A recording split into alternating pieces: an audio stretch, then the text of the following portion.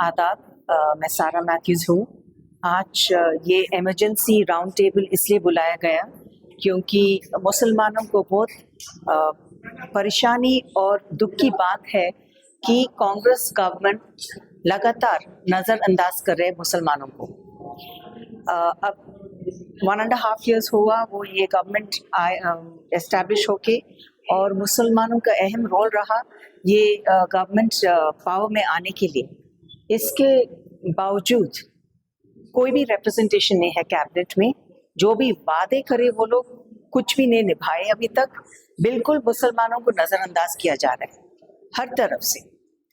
और उसके अलावा हम लोग यहाँ एक कंसर्न सिटीजन्स के तरफ से आए हैं। हम लोग सब कंसर्न है कि ये अब क्या होने वाला है ये स्टेट में, क्योंकि सिर्फ कैबिनेट में रिप्रेजेंटेशन नहीं है, दूसरे कॉर्पोरेशंस वगैरह जो भी देखे सब कुछ नजरअंदाज कर रहे हैं मुसलमानों को।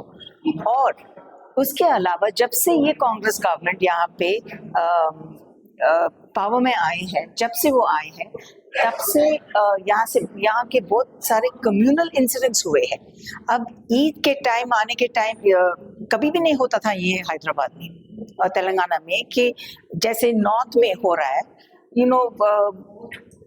लोगों को ट्रैवल करना, उनके जो बैल बकरी वो सब लेके जाना, और ईद के दिन निजामाबाद एक विलेज में एक फैमिली को अटैक भी किया गया।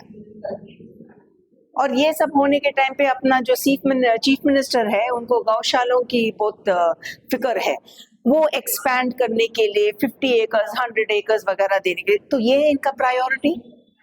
और खुद उन्होंने बोलते हैं कि मैं बीजेपी में एबीवीपी या बीजेपी में स्कूलिंग कर चुका हूँ और ग्रेजुएशन टीडीपी में कर चुका हूँ। हाँ, उसका असर देख रहे हैं हम लोग।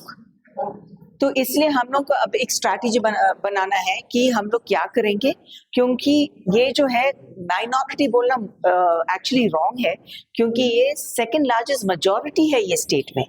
और हैदराबाद में ही सिर्फ कितने पॉपुलेशन ज्यादा है मुसलमानों का। We have a good population over here. तो एक स्ट्रैटेजी हम लोग को, we have to make a strategy.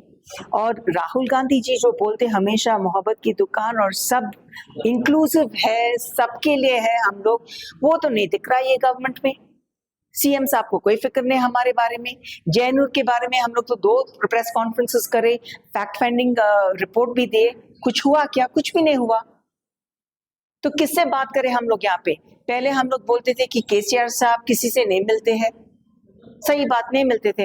अभी नो मिल रहा है क्या हम लोग से? अच्छा खासा ड्रामा करे ना, स्वेरिंग इन सेरेमनी के दिन जब गवर्नमेंट स्वेर हुआ, तब वो बेगमपेट में वो कैंप ऑफिस के बाहर जो भी बैरियर्स सब निकाल दिया और हम लोग सब खुश हुए। हम लोग मासूम है भाई, हम लोग को कुछ समझ में नहीं आता, हम लोग को सिर्फ इस्तेमाल किया गया है।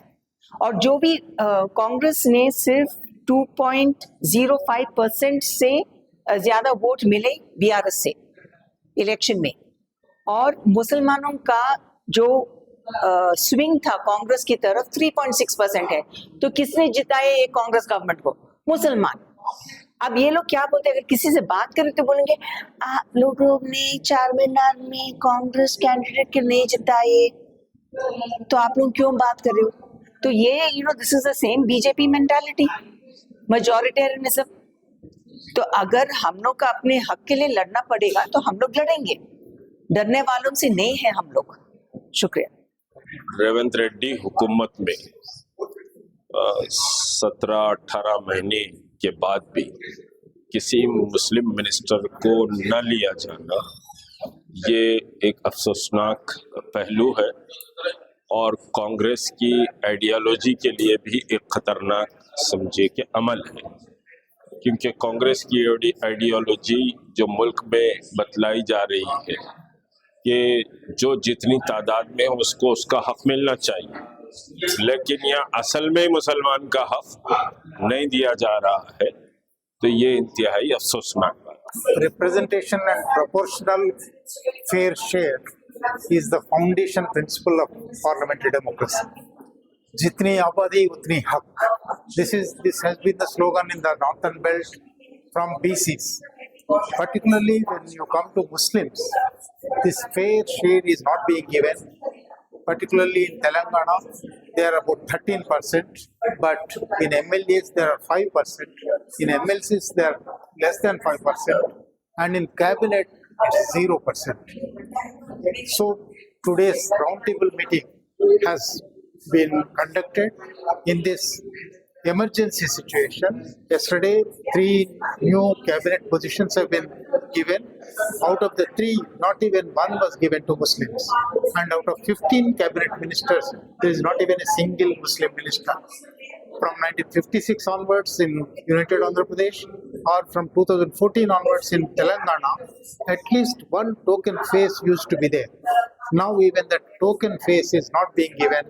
And to discuss, while discussing this non-representation of Muslims in cabinet, we have been discussing in the round table about various other issues also. In the last 18 months, Muslims have been subjected to untold suffering. There have been communal rights, communalization of the society, and Muslim representation is much less. When 35 corporation chairmen were announced, only 2 were given to Muslims. And 1 vice chairman was given, that is a minority finance corporation. So Muslims are taken for granted by Congress.